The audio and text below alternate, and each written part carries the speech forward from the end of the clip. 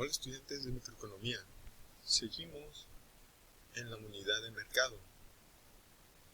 En clases anteriores estudiamos el concepto de demanda, la curva de demanda y la ley de la demanda, la cual nos explicaba las razones del por qué la curva de demanda tenía esa forma.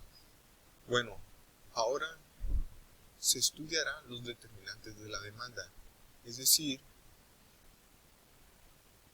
cuáles son las causas que originan que la demanda se incremente o disminuya.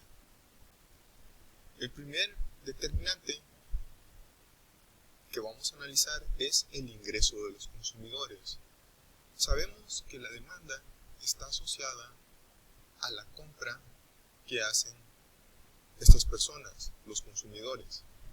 Y estos individuos realizan sus compras con base en una restricción. Esta restricción es su salario, que sería la principal fuente de ingresos de la mayoría de las personas. De tal manera, nosotros podemos asumir que si el salario de las personas aumenta, las personas tenderán a comprar más bienes.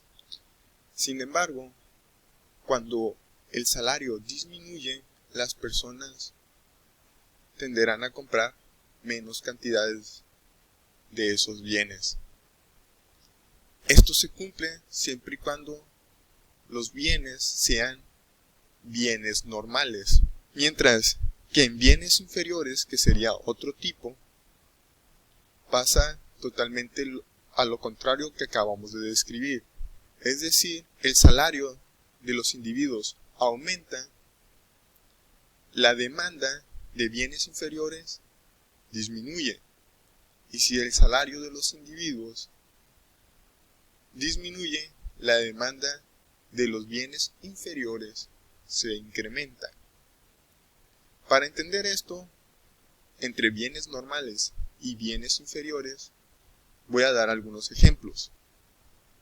Primero serían los viajes de avión. Los viajes de avión los podemos considerar como un bien normal, porque si yo gano lo suficientemente bien, podré darme ese lujo de viajar en avión, que toma menos tiempo.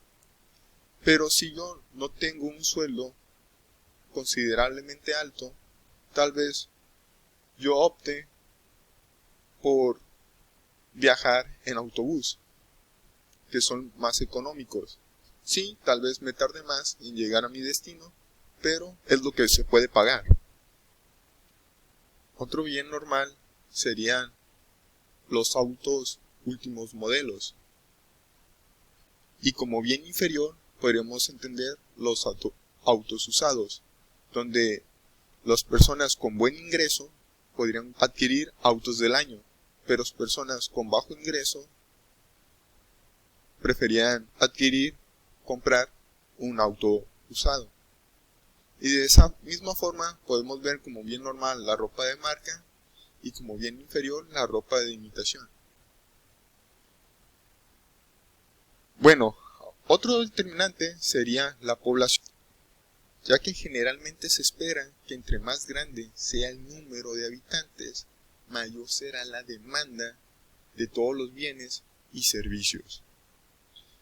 Y como ejemplo nosotros podemos ver dónde prefieren ubicarse las empresas. Una empresa preferirá siempre ubicarse en zonas urbanas que en zonas rurales, ya que en zonas urbanas la población es mayor y en zonas rurales el número de habitantes es pequeño. Si uno se sitúa en zonas urbanas, es posible vender más que en una zona rural. Asimismo, la edad de la población es otro elemento a considerar en la demanda. Bueno, esto se puede explicar ya que en ocasiones algunos productos y servicios estarán dirigidos a un grupo de la población, En algunas veces ese grupo será infantil, en otras veces serán jóvenes adultos y en otras adultos mayores. Por ello, algunas empresas optan por ubicarse en algunas zonas donde se presente una mayor cantidad de personas en ese rango de población. Y como ejemplo pueden ser los servicios de salud para gente de la tercera edad, ya que estos servicios tienden a aumentar si el número de personas de la tercera edad se incrementa. Otra determinante son los precios de otros bienes relacionados. Para poder explicar el precio de otros bienes como un determinante de la demanda, primero hay que entender que es un bien sustituto y un bien complementario. Entendamos por un bien sustituto como aquel bien que es una alternativa a la utilidad que proporciona otro bien. Y por un bien complementario como un bien cuya funcionalidad y utilidad depende de otro bien. Algunos ejemplos para bienes sustitutos y complementarios serían los siguientes. Para bienes sustitutos podemos tomar como ejemplo la carne de res y el pollo, donde yo puedo consumir carne de res o bien comprar pollo. Como un ejemplo de bien complementario sería la gasolina y los coches, dado que para utilizar un coche necesariamente necesito adquirir gasolina. Bueno, pero ¿cómo se relacionan los bienes sustitutos o los bienes complementarios con la demanda? Esto sería de la siguiente forma. Para bienes sustitutos, y tomando de referencia el ejemplo de la carne de res y el pollo, en una situación donde la carne de res, su precio aumente, la demanda de pollo a ser sustituto de la carne de res aumentaría también. Es decir, si el precio de la carne de res se incrementó, aumenta la demanda de pollo. Yo dejaría de consumir menos carne de res, dado que es más cara, y preferiría consumir pollo. Por lo tanto, su demanda se incrementa. Otro ejemplo de bienes sustitutos es la soda y el jugo. En una situación donde el precio de la soda disminuye, la demanda de jugo también disminuiría, dado que yo preferiría comprar soda, puesto que esta es más barata. Ahora, en bienes complementarios, en una situación donde el precio de la gasolina aumenta, la demanda de los coches es probable que también disminuya, dado que la funcionalidad del coche depende de la gasolina. Otro ejemplo más sencillo sería con la leche y el cereal. Ambos son complementarios uno de otro. En dado caso que el precio de la leche disminuya, la demanda de cereal podría aumentar, puesto que el precio de la leche es más barata, por lo que yo optaría tal vez desayunar con mayor frecuencia cereal. En este sentido, la demanda de un bien se relaciona directamente con el precio de un bien sustituto. Aumenta el precio de la carne de res, aumenta la demanda de pollo, bienes sustitutos.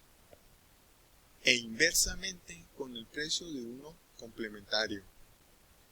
Aumenta la gasolina, disminuye la demanda de coches. Bueno, dicho esto, ahora pasemos a estudiar otro determinante. Estos serían los gustos o preferencias. Estas representan las verdaderas necesidades psicológicas y fisiológicas, aunque también es posible que se reflejen como antojos. Bueno, para entender esto, cómo se relacionan los gustos y las preferencias con la demanda, veamos algunos ejemplos. Y como ejemplo tenemos el clima, ya que muchas veces tenemos la necesidad fisiológica de protegernos ante el calor o el frío. Es decir, que en épocas de lluvia seguramente uno opte por comprar sombrillas, o en época de frío compremos abrigos. Otro ejemplo sería la salud. Últimamente está de moda consumir comida orgánica e ir a gimnasios.